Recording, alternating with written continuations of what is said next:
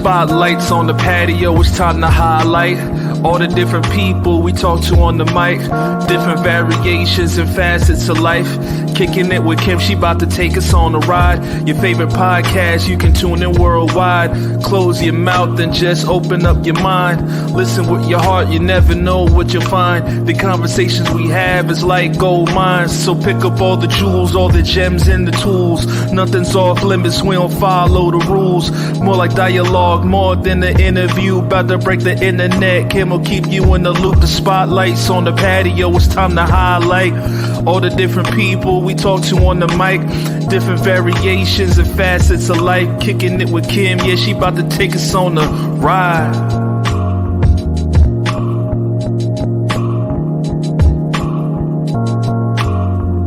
What's up, y'all? Thank y'all for coming to Kick It With Me on the Patio with Kim podcast, where we're bridging friendship through conversation. I'm Kim, and tonight I have the honor of Bryan being on my show as company to talk about coping with loss. Welcome, Bryan. Thank you for coming through. Appreciate you having me. So how you been doing? I've been doing all right.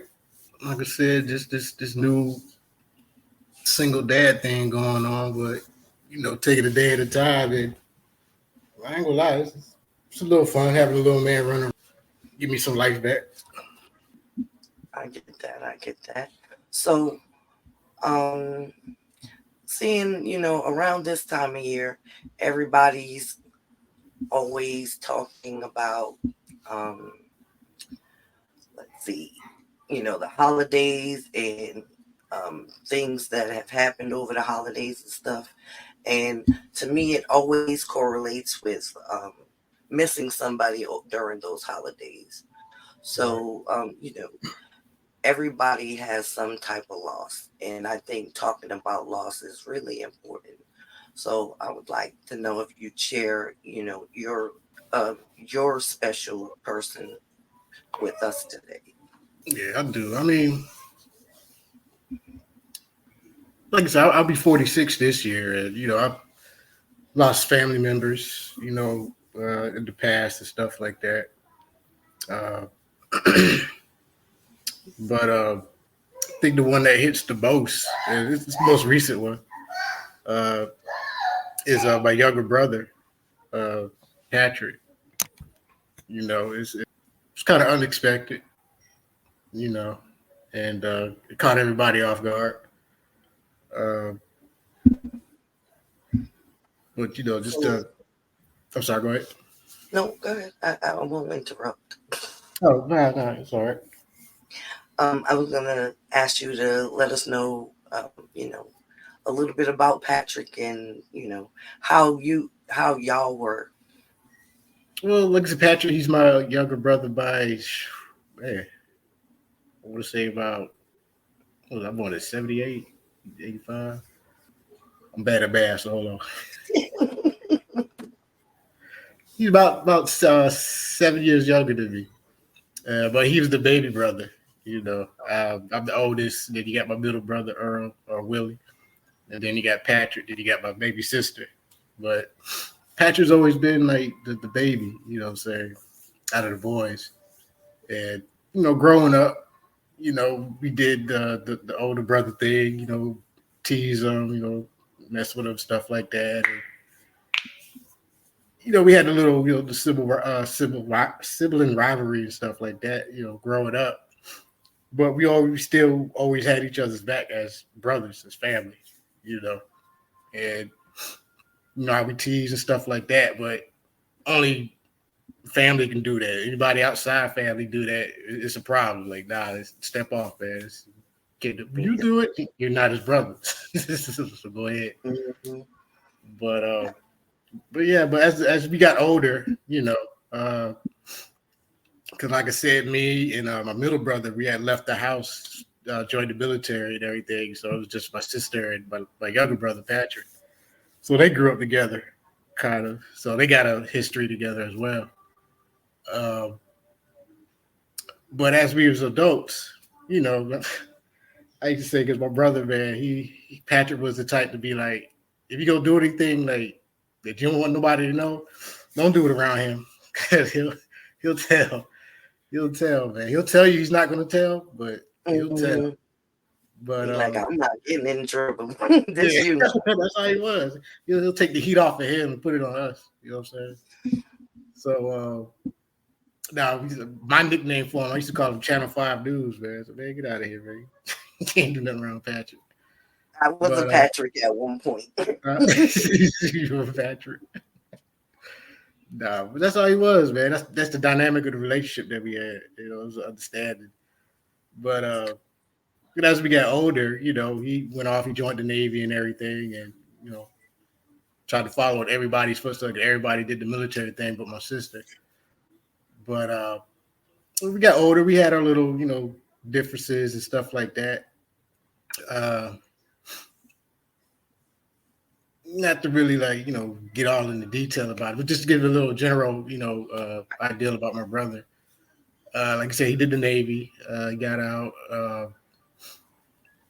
When he was younger, we kind of teased him a little bit because we thought he was kind of a little soft, or you know, lack of better words, like my era. We used to call, "Oh man, you acting like a punk," you know, this, that, whatever, you know. But I'm born in 75, so I already know. yeah, so stuff like that. But he, because while I was in the military still, I guess he kind of came out the closet, I guess, to me. And, you know, the way our family was, we kind of like didn't grow up around that type of environment, whatever. But I've said some choice words to him and stuff like that, and, you know, sort of how I felt and things like that. But I think I kind of went too hard on him when he told me, because I guess he was just tired of trying to keep it to himself. So he told me, but instead of me embracing it and showing that, okay, it's going to be all right, I took it another way. So I had to kind of call him back the next day and apologize for the things I was saying, because I was like, okay, man, if that's the thing, if you're gay and stuff like that, all right, that's cool. It doesn't change the fact that you're still my brother. You know, we're still family. Because I remember the times growing up, we laughed at stuff, we played video games, we did everything else, we all that. So he's still the same person. He just his sexual preference is just different than mine. You know what I'm saying? Hold on 1 second. But yeah, but you know, he came out like that. But I think that was kind of like bothering him too. Because how the rest of the family, not the immediate family, but you know, like grandmas and uncles and how he's going to receive like that. Old school. Yeah. So he was kind of struggling with his identity and things like that. And, you know, he did kind of had a little addiction problem. You know, I didn't know when it started, but I just noticed it when it was kind of like on the heavy side. He had his little issues and stuff. Me and him, we had conversations about it, about his use and stuff. But he was kind of one of those, just to generalize it, like functional addicts or whatnot. That makes sense? Yes, it does. Yes, yeah, he'll go through days without having to use whatever. Yeah. He'll go through days without using it. He'll be all right, but then I guess he'll get that itch and he'll go and do his thing, and then he's that whole different person that nobody likes. And he's the up and down, the roller coaster ride with that, what comes with that addiction. But you know, me and him, we always was back and forth during his addictions, his high point of his addictions. I kind of matured with my relationship with him and understood that, you know, okay, it's not his fault. It's just what he's going through. I understand he went through stuff in his life, and I guess that's the best way to think about coping. So I just try to embrace him more as a brother.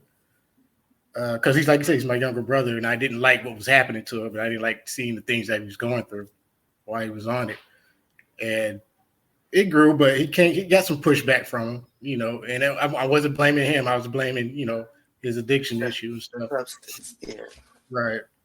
But he started to come around because I guess he was getting sick and tired. I saw it coming. And like I said, somebody's not going to stop doing something until they get sick and tired of it. And I remember one night he was staying with me, and I picked him up and came to the house, whatever. I didn't get any questions about what he was doing, whatever, and stuff like that. He just called me for some help. So I came, got him. Didn't get into it because I didn't want him to think that it's going to be like, oh, I told you this, that. I let him chill, just get him out the situation, let him relax, chill, whatever. The next morning, woke up, we sat down, had a serious conversation. Three-way, my other brother. So we both sat down and talked to him, let him know, hey, bro, you got to stop, man. It's like you need some help, man. You can't do this on your own. You got to go to a rehab facility or something, this, that. Do it, man. You know what I'm saying? And he just poured out everything that was bothering him. And that's like the first time I actually see him like cry as a grown man. And that did something to me, you know what I'm saying? That kind of like, but yes, my brother. I'm actually talking to my brother now. That's a beautiful thing when someone can just express and unload what they've been having weighing them down for so long because they're just so tired of keeping it with them. So that was beautiful that he was able to do that with y'all. He's just telling me how this is how people look at me, this is how I feel. And it's like, Patrick, nobody's looking at you like that. Oh, they feel like I'm a nobody, I'm this, I'm that. Like, Patrick, you're not. It's just you're just on that stuff, man. That stuff makes you do that. When you're not on it, you're this person everybody want to be around. You help people, you do this, you do that, you're the kindest person. My daughter talks to you more than she talks to me. So I was like, oh, come on, man. So, Patrick, you're a likable person, man, you know. And like you said, he started to get better. He was, getting back on his feet financially. The job was coming through. He was getting promotions at the job. He was actually getting to the point where it's like, okay, it's going to be all right. And our relationship was getting better, you know what I'm saying? Like, we could actually sit down and have conversations without arguing about dumb stuff, you know? Yeah. And laughing. It was cool. But like I said, coming to the unfortunate news that we got, he just went down and was supposed to do a VA appointment down in Richmond, and it was like I want to say like about 12 at night or something like that, and got a phone call from my father, and he's like, "Hey, you sitting down?" I was like, "Well, what's going on?" I'm thinking something's going on. Conversation start with that. You know what I'm saying? I'm like, yo, I'm thinking there's something going on with my grandmother. You know what I'm saying? I was like, all right, man, what's going on? But then that's when he told me, he's like, man, Boston County Sheriff came to the house and they said they found Patrick unresponsive or dead down there in Richmond at somebody's house, man. And I was like, that disbelief factor came in. Like, let's stop playing, y'all for real. Like, like y'all joking. Like, stop. Like, play, come on. But I know those words all too well. Yeah, and like I said, he went into details saying it was they said it was an overdose, and not to tell too much, but his addiction of choice was the crystal meth stuff. And that's rampant. Yeah, in the streets right now. So especially up in this area right here, man. It's especially with the low income side of the city and stuff like that. But nah, that's the news they gave, and I went through like all these emotions just ran through me. It was anger. I was angry at him because I said to stop that stuff. I was angry at the person that was with him, like who gave it to him, who this, and I was like, I like kind of want to do some John Wick shit, you know what I'm saying? Just go down there like, all right, who gave this stuff to him? Who did this? Right. Who did it? But and then it just came on to the realization, the sadness came in, and then that's when the crying just started, and then all this and all that, and it was hard, and just hearing the words saying he's not here no more physically. All the memories came back of us as kids. And then the memories came back when me and him started to actually start having a relationship as brothers again and stuff like that. I was like, yo, we just started getting cool, man.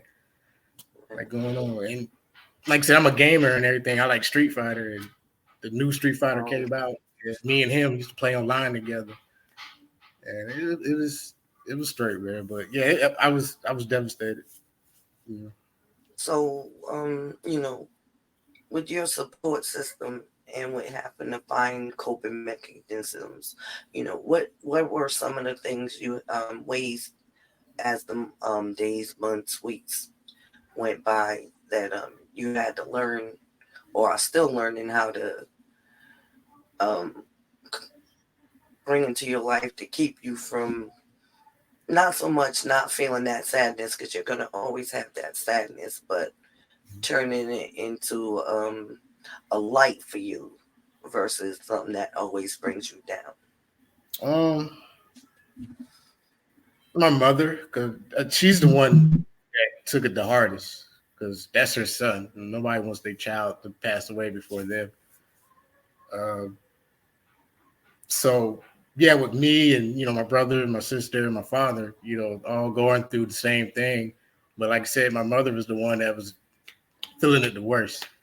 So I had to show some type of control, I guess, lack of better words, to be there for her and to help my parents out and my sister, help them go through that and things like that. Because I'm not saying it doesn't happen, but it kind of helps to have somebody there to kind of be the sense of reason and not have it all dwellers. Because we can't say everybody can't be feeling down and out. Not saying it doesn't happen, but somebody has to be there to kind of keep things going in line. And my father, he's very good at doing that. He was hurt, and I kind of felt like, as being the older brother, I had to show support too for my mom and stuff like that. Let her grieve and let us, take care of the things that needs to be taken care of when this process is going on and things like that. So that kind of helped me deal with it a little bit. Not say better, but I will say better. Deal with it a little bit more better, because to show strength toward my mom and everything like that, and just to be there for her, and show her that you're allowed to cry. We understand you're allowed to feel the way you feel. Nobody's grief is greater than another person's. We just look at you like you're the mom. This is your son. So yeah, that kind of helped.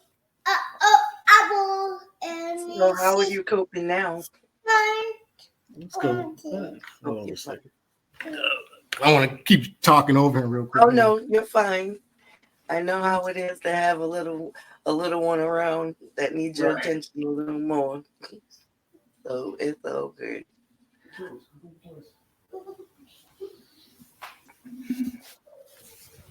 Yeah.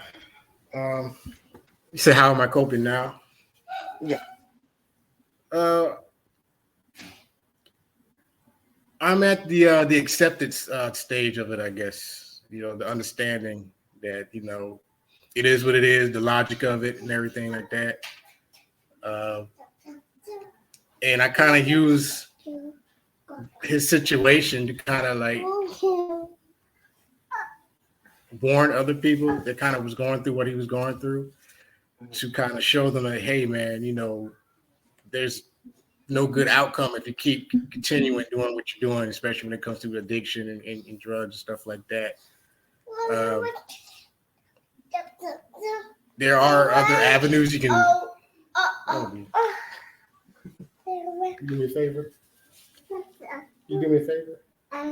Can you go in the room and watch the TV? And I'll be in there in a little bit. Put you in the bed. Okay. I'll be in there. Go get in the bed. I'll be in there.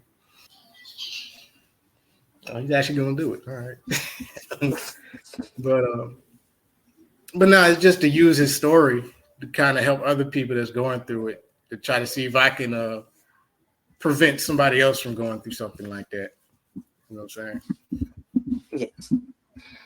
So, are you still in the military?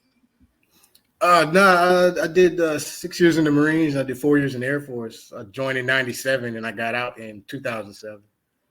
Oh, okay. Yeah, so I'm up here in Northern Virginia. A lot of government and contract jobs. Right now, I'm currently with DoD. With the defense logistics. So, still somewhere with the military, but civilian side.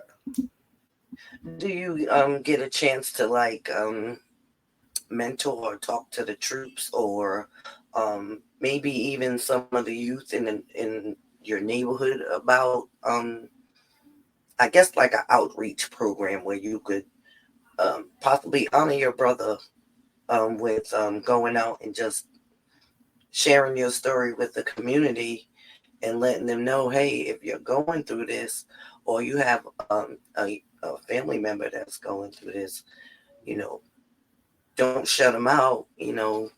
Talk to them. If they want help every week, give it to them. Right. Nothing as far as anything like organized or anything like that. As far as like talking to troops or anything like that. We're all like on the high GS level where we work. So I'm around a bunch of like officers and stuff like that. So Okay. not really around anybody young. I'm 46. Probably the youngest person that I've seen working there probably in their 30s, something like that. Oh, okay. Yeah. So, So but I do like just people passing through my life. If they're going through similar things, I'll give that experience and talk to them, stuff like that. that's cool. But I know you had a little fella, so I'm not trying to take up a whole lot more of your time. I Oh only no, have you good. All right. one or two more questions. So do you have any how can I say, a point of view or an advice of anyone who's suffering with a loss like yours, whether it be a sibling or anybody close to them? It still affects them, but I know sometimes the family members are so distraught that they can't get past it. So do you have any little things that you might do just to make it not make it insignificant when I say pass it, but Yeah, I got there's little memory things or little moments where you just go off to your thought. Is there anything that you could offer people in what you you. do to cope with it? Uh, there's a lot of things people can do. Because like I said, every scenario is different. Every situation is different. You know, the relationship with the person that they're close to is different. Either immediate family, a close friend, or just somebody that helped them out in life. It varies. But one thing I can say is at least have somebody that you can talk to, because that helped. Because I had family I can talk to and stuff, but I also had like co-workers that heard the situation. They gave they support, and hey, you need to reach and talk just to talk. What I'm saying? We ain't even got to talk about that. We can talk about something else. Just still be active with other people, because I know some people just want to shut their stuff away and just mourn by themselves and stuff. But me personally, I don't think that's a good way to mourn. But hey, I can't speak for everybody. I'm just Right. going off of my opinion. But surround yourself with people that has your best interest in mind, and that will help you get through it. Uh, just like I did, because yeah, I'm trying to be hard and stuff about it, but at the same time, that's still my brother, that's family. Uh, but at the same time, it's the older you are, it's just your mind frame where you're at. Because like you said, I eventually had to come to the acceptance part of it. Because all the anger, the sadness, the oh my God, I'm never gonna see him again, all that. Yes, all that's real, whatever. But you have to come to the fact that it happened. You know, Yeah. uh, keep mourning him. Either use his experience as a lesson for other people, which I think is a good thing. Always look back on the good things that he's done. Because a lot of people always want to talk about negative stuff about people. Right. Don't do that. He did a lot. While he was here, and And that's one thing that's going on with this world. Everybody wants to talk about the bad stuff people done. They don't talk about the good stuff people have done and stuff like that. Like the bad stuff out overshadows the good. And like Right. somebody has done a lot of good stuff, you know. And that's another good way that we'll more about it. Think about the good times and the happy times that you had, you know. That brought a smile, and you know we had a couple of jokes, and you know we can laugh and stuff like, yo, remember when Patrick used to do this, and you know, that brings a smile, you know what I'm saying, to me. I But don't know how I would feel. I have 12 siblings, wow, so yeah, I can only imagine. Um, but I would like to say hi to a couple of guests we have. Hi, Willie. Thank you for tuning in. Hey, Jen. What's up, fam? How you doing? wow, hey, what's Jen, going on, y'all? Jen said her friend's son died at 2 years old from a pool drowning, and she was supposed to be at the party and she didn't go. That had to be Wow, devastating. Um, the closest story I have is my oldest child's father died right before he turned 4 in a car accident, and he was the youngest. So wow, his family took it. His family took it real hard, especially his father. I can imagine. Yeah, So it's always helpful to have people that you can just turn to and talk to. That's great that you do have that support. And before I end everything, because we both have obligations to our children. nah, you straight. Um, would there would you like to say any other words of or wisdom? Would you like to do any shout outs? Um, like I said, it's tomorrow's not promised to anybody. And like I said, I'm not speaking nothing to nobody. I'm just, you know, speaking the facts. Uh, People keep saying live your life to the fullest, but you know, just try to leave a mark on the world in a good way. You know, because like you say, you never know who's watching, who's paying attention, who you're inspiring. You know what I'm saying?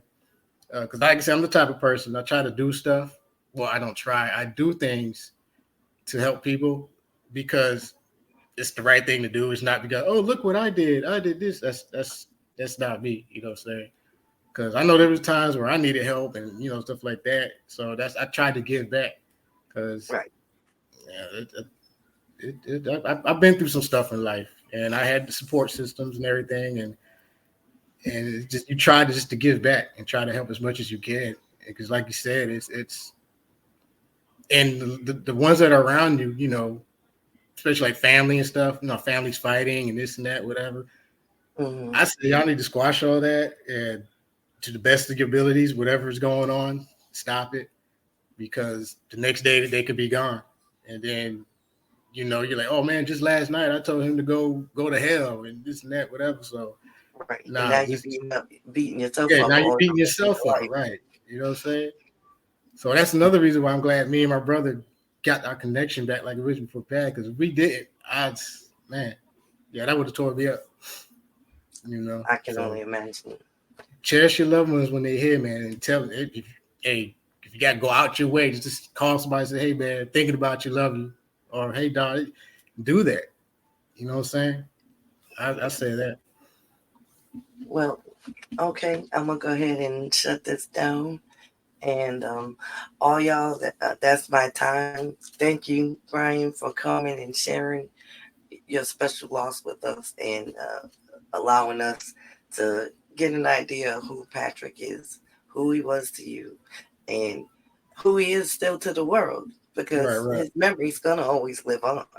He's still here. He put smile on people's faces. So everybody Patrick met always got a good story about him. He touched people in the right way. So Beautiful. Um, Thank you to everyone who decided to tune in or who's gonna listen to this later.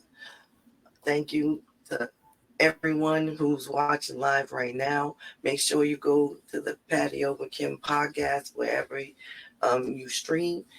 And while you're at it, you can like, share, and subscribe. But until next time, it's all love. Peace out.